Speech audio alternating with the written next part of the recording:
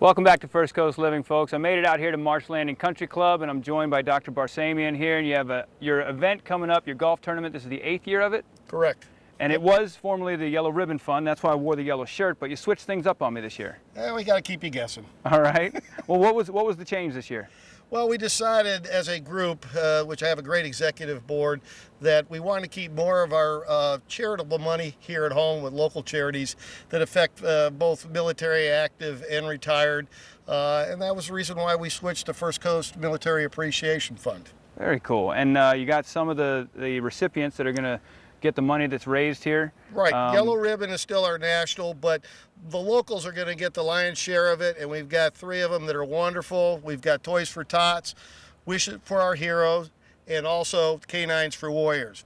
Well, let's talk to them. See, introduce yourselves and tell folks how this money is going to help your organization. Well, I'm Sergeant Heldner. I'm with Toys for Tots over out of Company B, 4th AAV Battalion. These funds will actually help us buy more toys and hand it out to the kids. We have actually collected over $60,000 last year. We have actually handed out 25,000 kids worth of, or 25,000 toys for kids. Oh wow, that is awesome. That's really cool. And who are you representing? My name is Joe Pierce, and I represent Wish for Our Heroes. And we are a nonprofit organization, and our guidelines are we help needy, but they must be active military people. And it's all kinds of issues that they come up with. We had one today where the gal was unfortunately bedridden. She needed daycare support, and we were able to help her with that.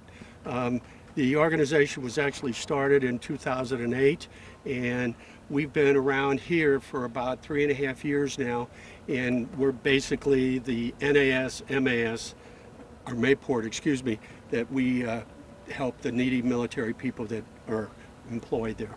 And my friend on the end, he's a dear friend of First Coast News and First Coast Living. Absolutely. My name is Brett Simon. I'm president of Canines for Warriors, and this is Lincoln, who's with me.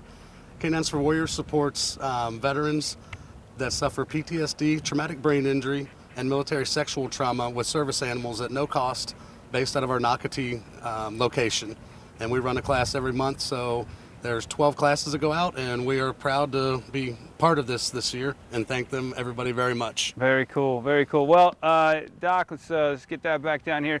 The dinner is sold out. The tournament is close to it, but for our viewers out there, as we finish up here, how can they help the organization and donate? Well, we do have an active website, fcmaf.org, and they can go online and actually make direct donations through that site on the registration aspect of it.